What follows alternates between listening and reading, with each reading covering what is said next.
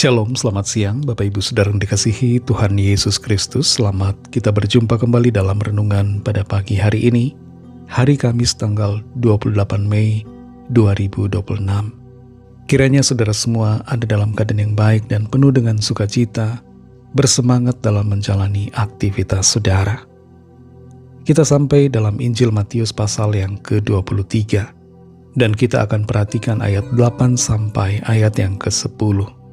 Tertulis demikian, "Tetapi kamu, janganlah kamu disebut Rabi, karena hanya satu Rabimu, dan kamu semua adalah saudara. Dan janganlah kamu menyebut siapapun Bapa di bumi ini, karena hanya satu Bapamu, yaitu Dia yang di sorga. Janganlah pula kamu disebut pemimpin, karena hanya satu pemimpinmu, yaitu Mesias." Saudara yang dikasih Tuhan, seorang bernama Keith Raniere mendirikan sebuah organisasi yang bernama NXIVM di Amerika Serikat. Dia memimpin organisasi ini dan mengarahkan orang-orang ke jalan yang salah. Ada banyak orang di dalam organisasi ini yang menjadi korban, dieksploitasi dan diperlakukan dengan tidak baik. Dan Keith Raniere ditangkap serta divonis 120 tahun penjara. Di dunia ini ada begitu banyak orang yang mencap dirinya sebagai seorang pemimpin dan menginginkan untuk diikuti oleh banyak orang.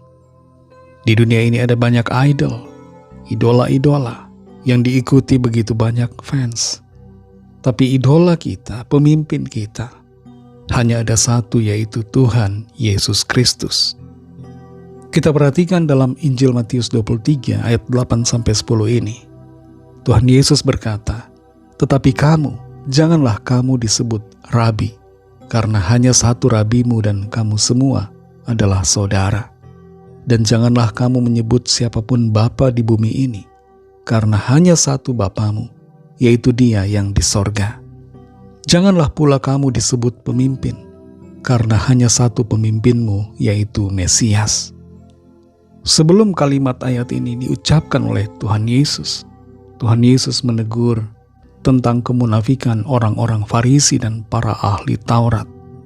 Mereka semua menduduki posisi yang penting, menjadi pemimpin, menjadi orang-orang yang dihormati dan diikuti. Tapi kelakuan mereka bertolak belakang dengan apa yang mereka ajarkan, dan bahkan mereka membebani orang dengan hal-hal yang mereka tidak perbuat. Dalam ayat ini ada 3 hal yang Tuhan nyatakan. Jangan seorang pun disebut sebagai Rabi, sebagai Bapa, dan sebagai pemimpin. Rabi pada waktu itu bukan sekedar sebutan untuk guru biasa, tapi sebuah gelar kehormatan yang tinggi yang menuntut kepatuhan dan ketaatan dari muridnya. Dan Tuhan Yesus menyatakan di sini hanya ada satu Rabi, yaitu Tuhan Yesus sendiri yang harus kita ikuti. Dia adalah guru dan rabi sejati yang menjadi satu-satunya pribadi yang harus kita dengarkan. Ini bukan berarti kita tidak boleh mendengarkan guru matematika kita atau guru ekonomi saudara, tidak. Tapi berkaitan dengan hal yang rohani, rabi kita yang sejati, yang tertinggi adalah Tuhan Yesus, satu-satunya yang kita dengarkan dan percaya.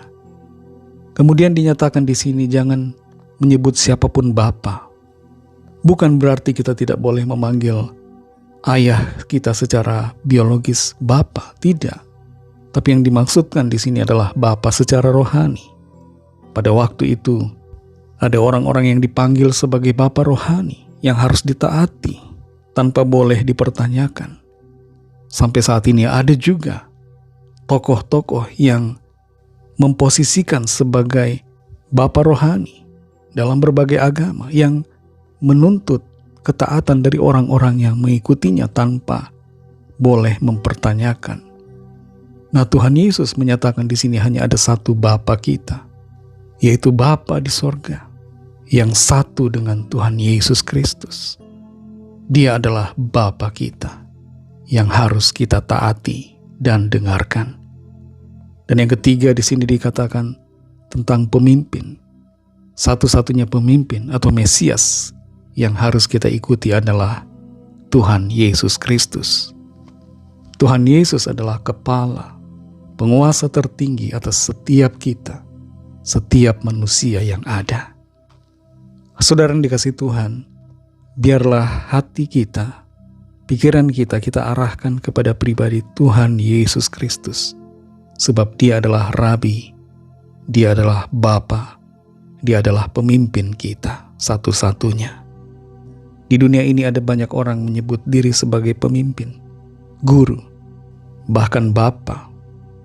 Tapi hanya ada satu Bapa yang sejati, satu pemimpin sejati, satu Rabi sejati, yaitu Tuhan Yesus Kristus. Karena itu jangan kita disesatkan oleh banyak pengajaran, oleh hal-hal yang tidak benar, oleh orang-orang yang menyalahgunakan posisinya.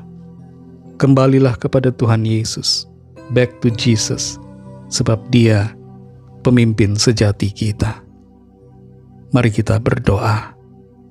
Terima kasih Tuhan Yesus, kami bersyukur untuk firman-Mu yang sudah kami dengar. Engkaulah Rabi kami, guru kami yang sejati.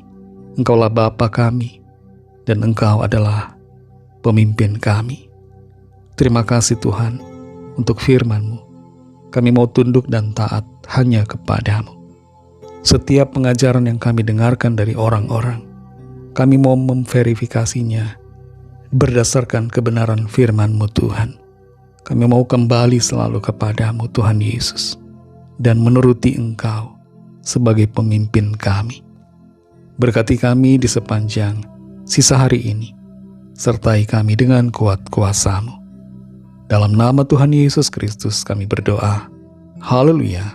Amin. Puji Tuhan, saudara yang dikasihi Tuhan. Tuhan Yesus memberkati saudara semua. Selamat melanjutkan aktivitas saudara. Sampai jumpa dalam renungan yang berikutnya. Haleluya.